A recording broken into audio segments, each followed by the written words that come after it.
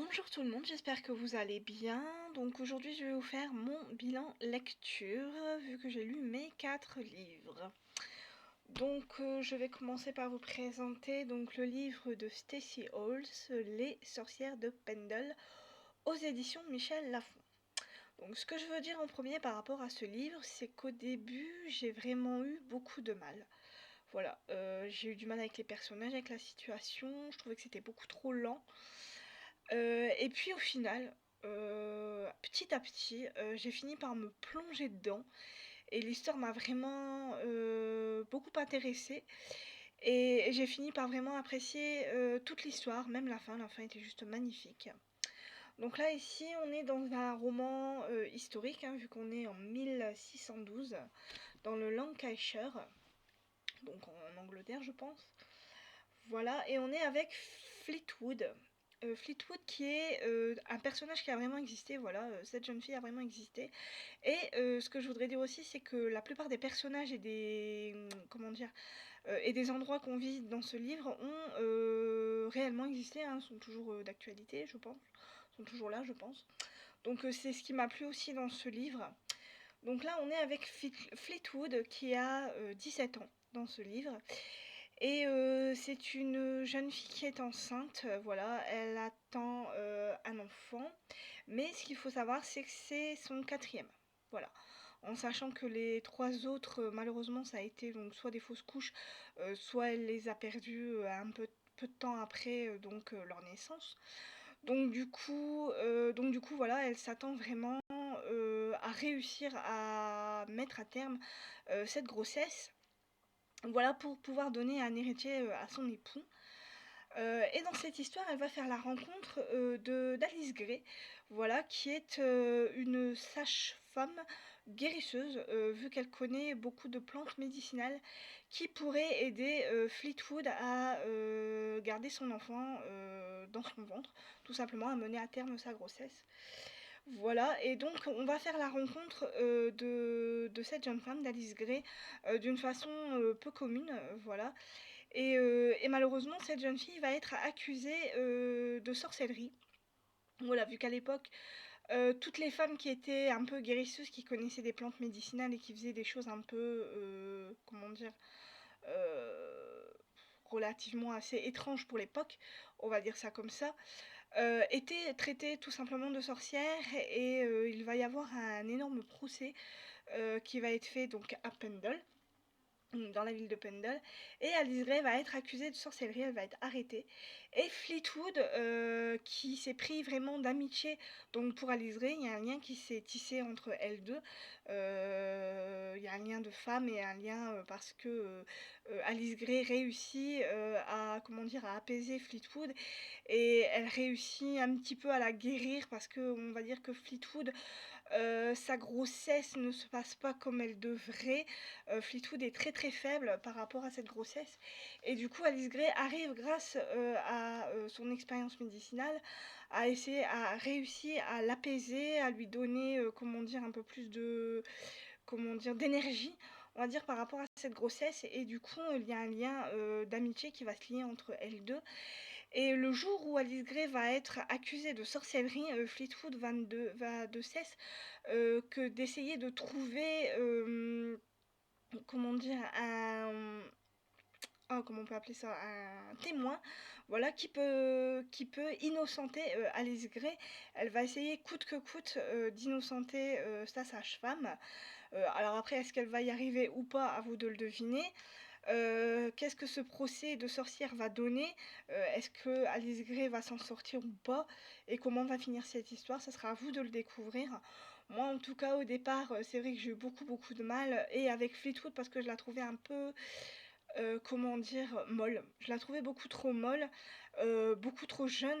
Je trouvais qu'elle n'avait pas assez de maturité. Voilà, elle se laissait beaucoup trop faire par rapport à son mari. Et d'ailleurs, dans l'histoire, son mari cache un lourd secret que Fleetwood va finir par découvrir et elle va être vraiment très peinée de savoir, enfin de voir dans quelle situation s'est mis son mari. Voilà. Faut savoir que, comment dire, que la situation des femmes à cette époque-là n'était pas forcément aisée. vu que ces femmes n'étaient bonnes qu'à broder et à faire des enfants, voilà, on leur laissait pas trop le choix, sauf que Fleetwood a un caractère bien trempé, et elle ne se laisse pas faire, et elle ne va pas se laisser faire du début jusqu'à la fin dans cette histoire. Mais au départ, moi je l'ai trouvé un peu molle, je me suis dit, mais merde, si c'est comme ça dans tout le livre, je vais pas vraiment aimer. Et au fur et à mesure de l'amitié qu'a Alice Gray avec Fleetwood, j'ai trouvé ça juste magnifique. Et puis l'histoire qui se déroule tout doucement. Et on monte crescendo dans cette histoire, et on va finir par connaître le fin mot. Euh, et cette histoire est juste magnifique, voilà. Donc si vous aimez les histoires de sorcières, si vous voulez en savoir plus par rapport à ce fameux procès des sorcières de Pendle, je vous invite vraiment à le lire, surtout que ce procès a vraiment et c'est vraiment passé, voilà. Et tous ces personnages-là ont vraiment existé, enfin certains des personnages, hein, et certaines des situations se sont vraiment passées comme ça. Et moi j'ai trouvé vraiment ça très intéressant. Donc si vous êtes intéressé, surtout n'hésitez pas à le lire, je vous le conseille très fortement. Donc Les sorcières de Pendle de Stacey Halls chez Michel Lafon. Voilà. En deuxième livre, j'ai voulu lire quelque chose d'un peu plus léger et je me suis lancée dans le fantastique, vu que j'ai lu Les Chevaliers d'Antares, le tome 11, Alliance, d'Anne Robillard aux éditions Michel Lafon. Voilà. Donc là, on va retrouver notre personnage principal, donc Huilam, qui était chevalier à Émeraude et qui, euh, à cause d'un, comment dire, d'un vortex, s'est retrouvé à Antares, comment dire, un univers parallèle, on va appeler ça comme ça, dans un univers parallèle où il y a pareil que dans son monde à lui, donc des chevaliers qui essayent de vaincre des hommes scorpions, voilà, qui assiègent à chaque fois les différentes contrées d'Antares. Voilà, donc Willam, par un concours de circonstances, va faire qu'il va intéresser donc la commandante des chevaliers, et elle va bien vouloir de son aide pour essayer de vaincre ces hommes scorpions. Et Willam va être aidé de Nemerov, qui n'est autre que le roi de ce monde parallèle, donc du monde d'Emeraude, voilà, qui lui aussi est tombé par inadvertance dans le vortex, il a voulu suivre Willam. Et du coup, il va l'aider à essayer de vaincre ces hommes scorpions. Et au fur et à mesure de l'histoire, donc on va connaître tous les chevaliers, toutes les sections de la chevalerie qu'il y a dans ce pays. On va suivre William, il va essayer de comprendre les us et coutumes de ce monde parallèle, parce que dans ce monde, comment dire, les habitants vivent un peu comme dans notre vie à nous, donc avec des téléphones portables, avec des trains, avec des ascenseurs, tout ça. Donc pour lui, tout ça est nouveau, et il va essayer de, comment dire, de vivre dans ce pays, tout simplement, qui n'est pas le sien. Et il va essayer de trouver le moyen de quand même de retourner chez lui, même s'il pense que s'il arrivait à retrouver le moyen de rentrer chez lui, il pense que malheureusement il resterait quand même dans ce pays-là où il est vraiment très très bien. Voilà. Donc voilà un petit peu le résumé de l'histoire, hein, mais pour bien le lire, il faut vraiment lire du début, donc Les Chevaliers d'Émeraude, où il y a 12 livres, Les Héritiers d'Ankhidiev, où il y a 12 livres aussi, et là, Les Chevaliers d'Antares, où il y a 12 livres. Donc là, je suis arrivée au tome 11, il ne reste plus qu'un tome, là, ça sera la bataille finale, tout simplement. Donc comment est-ce que cette série va se finir, je ne le sais pas. Je vous dirai ça dans le prochain livre. Donc Les Chevaliers d'Antares, le tome 11, Alliance, d'Anne Robillard aux éditions Michel Lafon. Voilà. En troisième livre, donc, j'ai décidé de me lancer dans le livre d'Henri Lovenbruck, Le mystère de la main rouge, qui est la suite du Loup des Cordeliers. Voilà.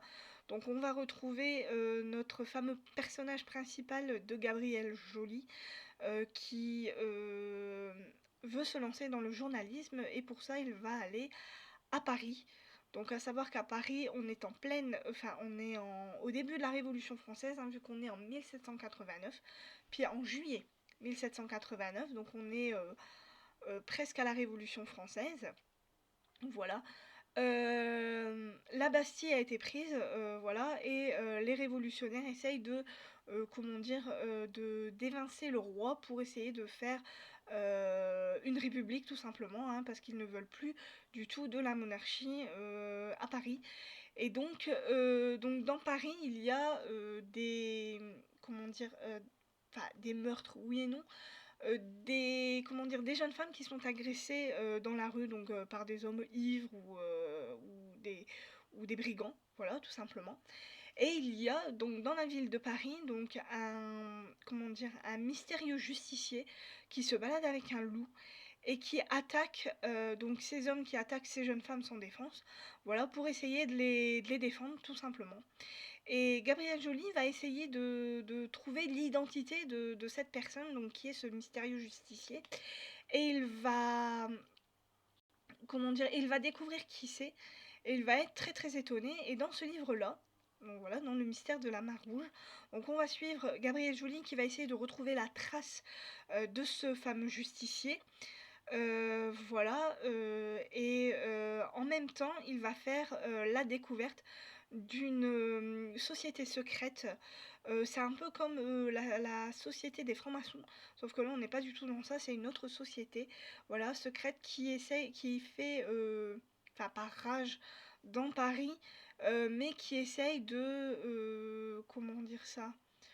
J'ai envie de dire de renverser la révolution, on va dire ça comme ça. Voilà, donc on va suivre Gabriel Joly hein, dans cette petite aventure. On va osciller entre Paris et la Corse parce qu'il y a un lien avec la Corse. On va être dans un petit passé présent dans ce livre. Et dans ce livre aussi, il y a des petites illustrations qui sont relativement assez intéressantes, enfin que moi ils m'ont intéressé. Voilà, c'est des personnages hein, au fur et à mesure des. Voilà, ce sont des plans. Donc là, on a Danton, voilà, la photo de Danton. Et au fur et à mesure qu'on lit l'histoire, on a plein de petites illustrations comme ça qui nous relate des, enfin je sais pas, par exemple la ville de Paris, la mairie de Paris, etc. Enfin comment la mairie de Paris était avant, à cette époque-là, etc. Voilà, donc moi ça m'a beaucoup intéressée et j'aime toujours autant la plume de l'auteur. Je l'ai lu vraiment très très rapidement parce que j'étais plongée dans l'histoire. J'ai adoré cette histoire et j'ai vraiment hâte d'avoir le tome 3. J'espère qu'il va vite sortir pour que je puisse me le procurer et continuer cette aventure parce que le personnage de Gabriel Joly est super intéressant et les autres personnages secondaires aussi. Hein. On en apprend beaucoup sur la vie à Paris et par rapport à ce justicier et ce loup. D'ailleurs, enfin, moi j'avais deviné qui était le justicier. Pour ceux qui ne l'ont pas deviné, vous allez vraiment tomber des nues. Voilà, si vous ne l'avez pas encore deviné. Et moi j'ai vraiment adoré cette histoire. Donc vivement le tome 3. J'espère qu'il sortira rapidement. Voilà. Donc Henri Lovenbroek, le mystère de la Mare Rouge, aux éditions XO Éditions. Voilà. Et en dernier livre, donc j'ai lu un pavé. Voilà, c'est pour ça que j'ai mis du temps à faire mon bilan lecture. Donc j'ai lu le livre de Diana Gabaldon, je vais y arriver, Outlander, le tome 5, La Croix de Feu, aux éditions J'ai lu. Alors donc, dans cette histoire, on va retrouver Claire, Jamie, Brianna et Roger, voilà, qui sont dans le Nouveau Monde, donc en Amérique, en Caroline du Nord. Et on est en 1770, c'est-à-dire 4 ans avant la guerre d'indépendance. Voilà, donc dans cette histoire-là, on va retrouver Jimmy et Claire qui continuent leur vie dans le Nouveau Monde, donc avec Brianna et Roger.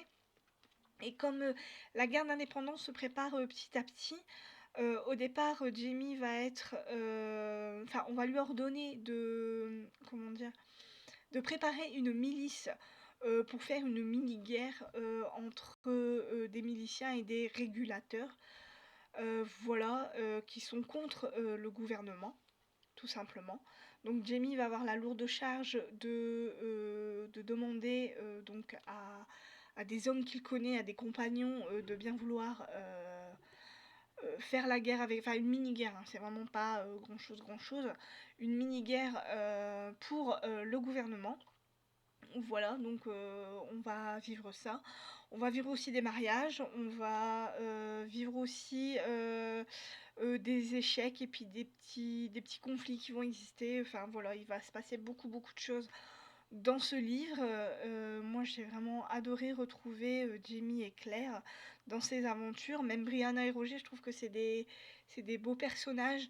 Alors au départ j'ai eu un petit peu de mal parce que comment dire, euh, enfin pas toute la première partie mais une bonne partie de la première partie, on est dans au mariage, on est là pour le mariage de Brianna et de Roger, voilà, qui aura lieu dans ce livre. Et on ne parle que de ça pendant un petit moment au début du livre, et du coup j'ai trouvé que ce passage-là était un petit peu long. Voilà, mais sinon après je me suis vraiment pris dans le livre parce qu'il se passe toutes des petites mésaventures, hein, bien évidemment, avec Jamie et Claire. Euh, il arrive toujours des petites bricoles, voilà. Et j'ai beaucoup aimé, quoi. J'aime beaucoup tous les personnages. J'ai aimé retrouver la tante de Jamie, qui est une tante au fort caractère. Voilà, on en sait un petit peu plus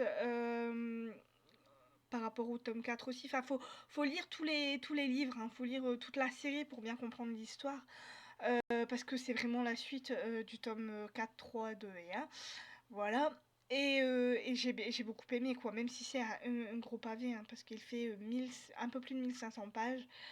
C'est vraiment énorme. J'ai vraiment eu au départ du mal à le lire. J'ai eu du mal à rentrer dans l'histoire, et puis au final, après c'est rentré tout seul.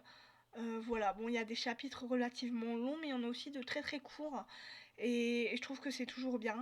J'aime toujours autant la plume de l'auteur. Et voilà, et je suis prête à continuer à lire cette série. Il ne me manque plus que le 6, 7 et 8. Donc voilà, 3 tomes. Enfin, je pense que le 8, il y a 2 parties, je crois, ou c'est le 7 qui a 2 parties, je sais plus. Mais je sais que c'est des gros pavés aussi, donc voilà.